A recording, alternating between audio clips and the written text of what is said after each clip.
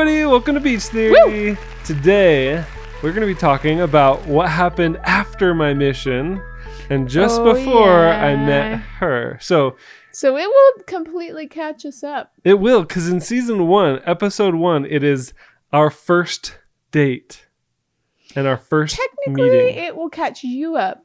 It won't catch me up because I didn't talk about what happened in high school to me. Should we do some more of that? We should, yeah. Okay. But I could do it in one episode. Okay. Done. Before that, though, I want to talk about... There's one other thing I want to talk about my mission that I never talked about yet. What? And that is something that happened in my family while I was on my mission. Oh, yeah. So, literally halfway through my mission, my mom... He leaves and his family's a certain way. Yeah, so I leave on my mission. My whole family's in Florida. All my friends are in Florida. And, you know, as I'm leaving to go to my mission, I'm like, one day I'll be back to you, Florida. Like in 2 years, I'll be back to all my friends. I'm saying goodbye. I'll see you in 2 years. And when missionaries come back, they like have this missionary homecoming where Yeah. all these people either show up at the airport and they're like, woohoo, you're back, you did it. And then like they'll have Or at the very least, like, we talk in church. At church, they'll talk in church, and like all their friends will come to their homecoming. And all the girls that are like, ooh. Finally, you're available now to get married to. So I had this expectation of what was going to happen. And then they'll have like food, and it's this exciting thing. And that's like a pretty normal expectation. Like Right. That's not like, oh, that's crazy, not too much to expect. Yeah, that's normal. So I'm thinking this is going to be my life when I get home off my mission. Well, halfway through my mission, most of my family, well, actually all of my family moves from Florida to Oregon. Which is a huge move. Which is like unheard of, kind of crazy. My mom grew up in Oregon. I was born in Oregon. So my mom has a lot of family there, which is why they wanted to move specifically to Oregon. But had anything like that ever happened to you before? No, like my whole life we were always in Florida because my dad worked in Florida. He owned a business there. He couldn't just uproot and leave. And so for that to happen was kind of crazy, to be perfectly honest, like totally unexpected. Like because they moved to Oregon, that meant after my mission, I didn't go home to Florida. I went home to Oregon. And that was super weird. Nobody knew you. So my last area was in West Mountain. I lived in this, in West Jordan. Can we cut that part out? Let's cut that. So it was in West Jordan, and I was in this really, really, really nice area. Everybody had really nice homes. I lived in the basement of a member in this really nice basement, you know, super fancy house. And at the end of my mission, I hop on an airplane. I fly to Oregon. My parents pick me up, and they take me to the middle of nowhere in the woods to live in a tent. Because that's where they were living, in Oregon. They had never lived in a tent before that. No. They always lived in a normal house. Yes. So I had very much culture shock after my mission. Because, you know, I was going from missionary life, teaching the gospel and working as a missionary, you know, dressing up in church clothes, a white shirt and a tie. And then I go to Oregon and I'm literally wearing like junk clothes. I shower once a week. Growing out your beard. You know, sun-bleached hair because you're outside all day. No running water, no electricity, no internet. I know this. Okay. It's crazy. This is just your life. This is just your experiences. I know, like, you were grateful for it. In fact, you loved it. I had no complaints. But I feel sad for you. I do. And I always have about that. Yeah. Just, you know, because if you've ever watched The RM, it's an LDS movie. So a lot of people probably haven't seen it. It's not very widely known. But in that, basically the same thing happens. Like, they sell his car. His parents saw his car. His girlfriend didn't tell him until he was home that he was getting married. Like that she was getting married. Or that she was getting married. Like he loses his job. Like everything is changing. His mom's having another baby. She's like not even really caring about him. Like there was so much of that movie that reminds me of your story coming home, and it just makes me feel bad because you know.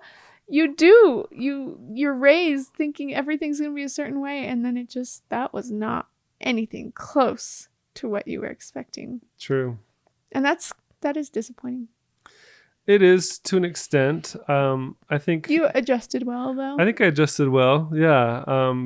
Because it was like a new adventure, and my family was really into like Native American lifestyles, and my mom was wanting to build a cob house in the woods of Oregon. They bought like 33 acres, and they were just living in the mountains and Hippie style. totally hippie style. Yeah, and a cob house is like straw, sand, clay, mixed in all with mixed water together into with like water.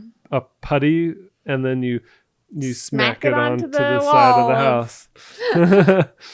But it's really cool because it keeps the house really cool. In fact, we should make one of those on our property right now. That would be so cool. Well, that's the thing is my mom was like, I want to do this. Yeah. I think it's really, really cool. So I'm just going to do it and no one can tell me no. And so she did. Mm-hmm. And, kudos to her for following her passion and her dreams. Yeah. It just wasn't my dream. And so, I came home and I stayed with them probably July and August, maybe a month and a half. I think I stayed with them for maybe it was less than that. Maybe it was only a month, just working on the property with my family.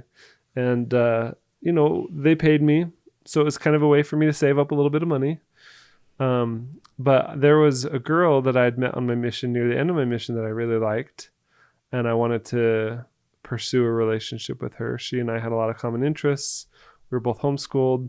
We both had a lot of ideals about how we wanted to. She was my age. Have a family. She was about, I think she was about your age. And so I didn't know Rebecca at the time, but I knew her. And anyway, I would drive all the way into town just so I could hop on a phone call and talk to her for a half hour. How long did you do that for? I did that probably once a week, maybe. And then about a month being home, so I gave my homecoming talk. And wait, you missed something. What? As you were laying under the stars on we call it the property. It's just the property up in Oregon. The property. The property. So if we ever reference the property, we're talking about the place where everybody lived in tents or made cob houses, and it was hippie style, no running water, no electricity. Anyways, while he was, going through hippie lifestyle for that few months, he was laying under the stars thinking of that girl. And he wrote her the sweetest poem about the stars. And I don't actually remember it all. I bet you still have it somewhere. Basically, it illustrated my current life situation and how amazing and beautiful it was. And how you just wished she was there with you. And how everything was great and all it was missing was you. Yep. And then later he gave that poem to me. He reused it. I just said, look at this poem I wrote. Well, he read it to me lovingly, even though it was written for somebody else. Hey, if I bought an engagement ring and that engagement didn't work out, is it bad to reuse that engagement ring? You better change it a little bit before you give it. Polish it up. It was a good poem. No, it was. I'm proud of it. I just thought that was so funny, and I've teased him ever since that he reused a poem. So anyways, I've always teased him for that. He read it to me and I said, "What did you write that for?" And he said, "Another girl." I was like, "What?" At least I was honest I with know. you. It was so funny. I just thought it was hilarious. So anyway, that was like when we were very first dating that you even read that to me. So when I was we were living in the property was really close to a town called Cottage Grove in Oregon. Mm-hmm. And so I would go to Cottage Grove, and that's where I gave my homecoming talk to a whole bunch of strangers. And they're like, who is this guy? That was really weird. That's sad. And I wanted to meet other people in the area, singles in the area. And so I looked up like the local singles ward, and the nearest one was in Eugene, Oregon. And so I was like, okay. So they were going to have a dance or like a social activity. So I drove all the way to Eugene, and I got, showered. My one shower for the week, I got all cleaned up, and I went over to this. I drove about an hour to Eugene. By the way, and I got there. Where did you shower? Hang on. And I got to the church, and it was not a young single adult activity. It was an old single adult activity. So I'm like 22 years old or 21, right? Fresh off my mission, ready to mingle with girls, and it's like all these old people. I'm like, crap, I went to the wrong. I misread the poster. So It's so funny. yeah, I'm sure all those people were like, ooh, fresh meat. I opened up the door. I saw who was in there. And I was like, I'm out of See here. ya. I'm gonna flash back to my high school years really quick because that reminded me of a story. But in high school, I had a boyfriend who I was dating, and somehow I think because his dad was bishop, they were like in charge of an old single adults dance. And it was the funniest dance I've ever been to in my life. I had a really good time, but it was so weird. It was like full on dinner, which was really nice, which they never do for younger people, by the way. Okay, that's not true. But anyways, that was really nice. But they literally had... I'm trying not to be rude because this could come across very rude. But there was a guy that was playing a banjo with his band. He was missing his main finger to use, so he had other like things to help his nub play the banjo, and they were literally singing with old people dancing everywhere. How much is that dog in the window? How much is that doggy for sale? And everybody was dancing. It was so funny. That's all I remember from that. And we didn't stay for very long because it was very awkward. But it's a good memory. Yep. Oh, you asked me where I would shower. Where did you shower? At the local campground. They would literally, and this later, he brought me to live on the property too. We've talked about that in another episode. Jinx. Anyways, but we would just hop the fence and run to the campground and take a shower. And I don't know if anybody ever asked permission. And I was very uncomfortable with not asking permission. And it was literally like an RV campsite, and they had showers for people to just use. And we just pulled over on the side of the road, hopped over the little picket fence that went around the property, and just walked over to the showers and took a shower. I mean, nobody really cared, but I still felt so like we weren't bothering anyone. They had multiple showers, so it's not like we were taking the showers meant for the campers. Maybe we used the tiny little speck of hot water that they had. Oh, they didn't have hot water. It was literally lukewarm, and if there was any breeze at all, you were just like it was so miserable. That's why we only showered once a week. Yep. So anyway, that was my life after my mission. One other thing I did in Cottage Grove was I found the local missionaries. Oh. And I would hang out with them every chance I got. Really? You were like, I miss my mission. Yes. My life at home is not what I expected. Yeah. So I went out with the elders. To something comfortable and familiar. And it was so weird because I was used to being a missionary in Utah. And one of the things that we did as missionaries in Utah was we would ask people if they would commit to being baptized on the first lesson. Yeah. And outside of Utah, that's not a thing. And so I always had this thing in my mind where I was like, man, I wonder what would happen if they took missionaries from Utah, serving in Utah, and moved them to another mission somewhere else. Would they still have the same success? I don't know. Interesting. And so I wanted to try that method. So I went out with the elders one time in Cottage Grove, Oregon. I don't know if I've ever heard this before. And we were teaching some people. They didn't have as many people to teach as I was used to, but we went to go teach someone, and I told them about giving a baptismal commitment on the first lesson, and it like blew their mind. You told the missionaries or the people? The missionaries. And I think that we actually went to an appointment and we gave a baptismal commitment on the first lesson. And? I don't remember. I want to say they did not get a return appointment. How about you say, because you can't remember, they got baptized right then and there. Now that I know did not happen. I think that they didn't get a second appointment. Oh, that's sad. too direct. It Too- just maybe needed too to direct. be built upon. It's too, like I think the reason why it's like that is because most people in Utah know all about Mormonism, or They at least know of it. like, and so to do that is not so crazy. But Right. outside of Utah, when you don't even know, like, there's not very many. Like, there are a lot of members outside of Utah, but not compared to Utah. Right. So it's much more like few and far between thing. Strange. Yeah. Yeah, but I think I probably Unfamiliar. went with them teaching maybe 2 or 3 times, and it was a lot of fun. And I remember we would go to the local library about once a week, and we would check emails and go online. So basically, you were like trying to live vicariously through your missionary life that was over. Yeah.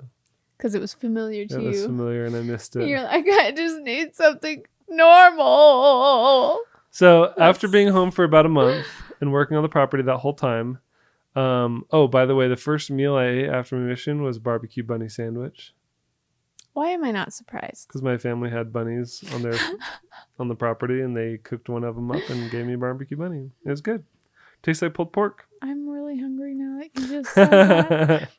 My mouth's literally watering, and I'm thinking of the bunnies and how. No, I'm just kidding. Let's go eat some. No, I'm thinking of chicken. So about a month home, so it was probably mid-August, I went to go stay with my older sister, Melissa, Okay. who was living near Portland at the time, Were Hillsboro. you gonna say why your family moved to Oregon? I did, because my mom wanted to live primitively. She wanted to go back to her hippie roots.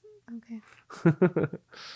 Do you want to go into any deeper detail than that? I don't think I need to right now. You could just just a quick overview if you wanted. I think that's all that needs to be said at this time. Okay. Because Maybe one day. ultimately that was how I understood it At the time. At the time, and that's what mattered, I guess. Okay. So I went to go stay with my sister, who was living in a normal house in Hillsboro. You're like, thank goodness. And she owned a photography business, Artisan Photographics. And she and my other sister, Melanie, were doing it together as kind of a tag team project to make a little bit of money. It's like so interesting how much life has changed since then. Yeah. And it was only 12 years ago. Like, it's really not that long ago. Yeah, But well, it's like 12 years. a world of It is that difference. long ago because that was before any of our kids were born. Now we have 5. People go 12 years and nothing changes That's in their true. life. That is true. And we have like night so and much day. has changed. Unrecognizably different. Yeah. Anyway, so I went and stayed with them, and one of the highlights was they were doing photography full time. Well, not full time. It was kind of a part-time thing, but I think I stayed with her, Missy, my sister, for 2 or 3 weeks, and we did 5 weddings. Oof. Wow. And I got to be their assistant Cake tester. at the photo shoots. And so they had their 2 cameras, and they were like going at it, and they taught me basics of how to use a DSLR camera, manual settings, and I went to town and had a blast. And ate all the cake at the weddings. That was his favorite part. The cake was my favorite part. But they also paid me. I think I earned like $250. Let's see, what year was this? What 2008. time? 2008. August. And this was August. Yep. Here I am. So let's do my side. What's happening in my life? What during is that happening in time? your life? So beginning of 2008, summer. That was when I graduated high school. And I was so happy, and it felt so weird graduating high school because I felt like all of the people that I went to high school with were in school together somewhere else without me. So it's funny because I feel like you did a little bit of the similar thing with all your the mission. missionaries I used to serve with are still there, They're serving all their mission. still there without me, me. and I'm so left out. I remember feeling so left out, like all my friends. I bet they're just at high school having a blast, and I'm not there. And I had a really good time in high school. Like, I really think high school was a blast. Because you were popular. I don't know about that, but I She just had was fun. like the coolest kid in the whole school. And everybody had a crush on her. Born yet? Just kidding. You weren't even there. How do you know? I've heard the stories. Okay. She was on the front page of the newspaper half a dozen times. Not half a dozen. She won all the awards. Twice. And she was on the phone books. Like, she was the leader of the esteem team and youth city council. Like, she was top dog in the town. No, it wasn't. Yes, you were. But I like to hear how you think it was. You know, there's a lot of people who I've heard that came from, you know, North St. Pete or whatever, that have said they used to be a big fish in a little pond, and then they moved out and they were a small fish in a big pond, and they didn't like it, so they moved back. You were definitely the biggest fish in No, that little pond. Are you calling me fat? Just kidding. No, it was really fun though. I had such a good time in high school. So by the time he was off his mission, which is just so funny because we were literally an hour away from each other for 2 years. Because while I was on my mission, you were down in St. Pete County. We never met each other, but we were just an hour Probably away. an hour and a half. Hour and a half. Yeah, probably. But still, that's so close for 2 years, and I didn't know I was going to marry you. And I remember thinking, I wonder where my husband's at right now. There were times on my mission where I would pray for my future wife. Aww. Like, I don't know who she is, but Heavenly Father, please take care of her and protect her and prepare her for me. And that's the sweetest thing I've ever heard. So I was praying for you, and I didn't know it. I don't remember praying for you, but I remember thinking, what is he doing right now? And I wonder if I've met him already or not. But I graduated high school, and then I think I worked at my job, which was a hardware store, which it's difficult for girls to work at hardware stores because nobody believes that you know anything about anything. Because it's a very manly job. Most men want to talk to other men that come into a hardware store, you know? Yeah. It was frustrating. Anyways. Yeah, I worked part-time, and then I remember buying like dishes and like recipe cards and little things for getting prepared to go out on my own. And then I pretty much was just prepping for college that whole summer, so this is the exact same time when you're out in the wilderness. Oh, it's just so weird thinking about like at the exact time. Now I know what you were doing, you know? Mm-hmm. I was prepping for college, and I got to stay in a dorm, which was called Castelia. And I think they still have it, but I wouldn't be surprised if they tear it down one day because it's like not super nice. But my sister used to be like the RA there, and I used to sleep over when I was like 12 or something. And so I had like this image of what college was going to look like, and that's what I was so excited when I got a room of my own, by the way, for the first time in my life that was an actual room, and I was by myself. And I was so excited about that because I knew I was going to get married soon. I just had this feeling like I was going to get married soon, and that I was never going to be able to have my own room again. So I was really excited about that. I got into the dorm, had my own room, bought my own groceries, and was terrified for my life because I was in the big city now, which was actually not a big city. Ephraim, Utah. Ephraim, Utah is like, I think there's like 3,000 people maybe. The big city. It was bigger than the city where I grew up in Mount Pleasant. And so I was like, oh, I think I heard gunshots the first night. I was so scared. I literally went in my room. So there's like the apartment that you can lock the door on. I went in the apartment, locked that door, went in my room and locked that door. And I was by myself. No other roommates were there yet. And I was just like shivering in my bed, like, I'm so scared. What's going to happen to me? And it was that moment that I was like, you know what? If I die, I die. And I'm supposed to die. And there's nothing I can do to change that. So I might as well be happy while I'm alive. Anyways. You're funny. Let's get back to what you were doing then. What happened next? So I was helping be an assistant in the weddings. Meanwhile, I was calling that same girl more often now because I consistently had cell service, Ooh. which was nice. And we arranged that I was going to come back to Utah and go on a date with her and hang out with her a little bit.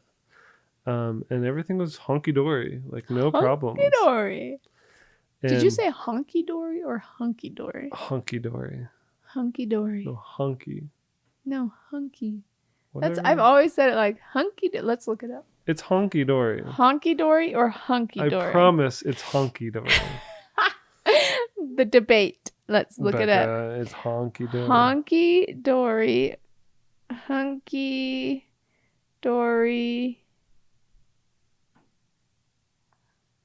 It's hunky. Are you kidding me? Ah, you've been saying it wrong your whole life. Yes. I love it when Let's I listen prove to it how they right. pronounce it. Prove myself right. Wait a minute. Hunky dory. Hunky dory. I was right. Wow. Where does that even come from? Honky-dory. Honky dory. Anyways.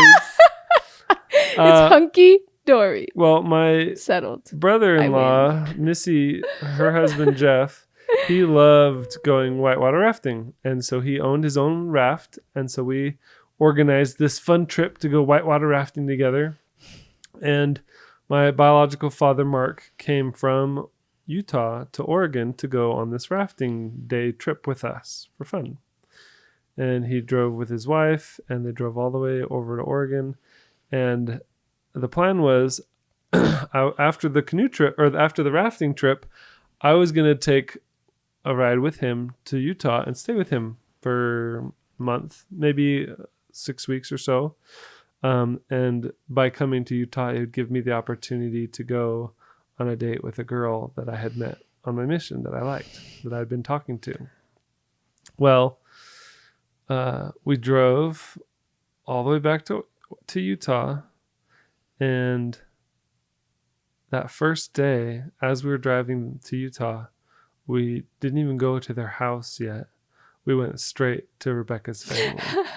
Which I was at college. She wasn't even there. I was at college at this point. So And I think I did share this part. Maybe I didn't, but I think I shared this part in our first episode. Yeah. About how that I first met your family. Yes. So now it all comes together. Where there was my cake that I had made out of ceramics sitting on the table, and he saw that and was like, I want some. When are they going to give me cake? And then, because I made it really realistic, he's like, when are they going to give me cake? And then he never got cake. And it was even dusty, and he didn't even notice that it was ceramic. This feels really weird. Why? Just the idea that we've told our entire story now. Like, literally from our childhood all the way up through my mission to meeting you and your family to getting married all the way up until now. Like, between seasons 1 and 2, our entire life is documented. Mine isn't yet. I still have to talk about my high school. We'll save that for the next episode. But like, that's pretty much the end. I think just to make sure that I didn't leave this part out, I can't remember specifically if I talked about this in the first episode. But the girl that I came to Utah to date, I set up an appointment to go on a date with her, and she was down in Cedar City at the time, going to college down there. And I drove all the way down to Cedar City, which was like a 2.5 hour drive. And I met up with her, and it was a group date, and there was another boy also on the group date that she liked more than me. And it was very obvious she wasn't interested. Not that interested in me. And it was really hard for me. Yeah. And so I never went on another date with her. I drove all the way back home. And that's the girl he wrote a poem about and then gave to me. Mm-hmm. But shortly after that is when I met you. She's a good person. She's a really good person. I've met her. Yeah, and her whole family's awesome. Yeah. But anyway, I came to Utah for one girl, and I ended up staying for another one. Somebody warned him and said, never go to Utah. They said, if you marry a Utah girl, you'll be stuck in Utah for the rest of your life. And he was right. And you are worth it. Oh, So That's right. next episode, I want to hear the rest of your story because I think that there's still a little bit more that you haven't shared yet. Yep. And if you remember any of it, you'll have to tell me what you remember from all the stories from high school. Okay. Thank you guys for listening to today's episode of Beach Theory. I hope you guys enjoyed it. We'll see you guys next week. Bye. Pod the game.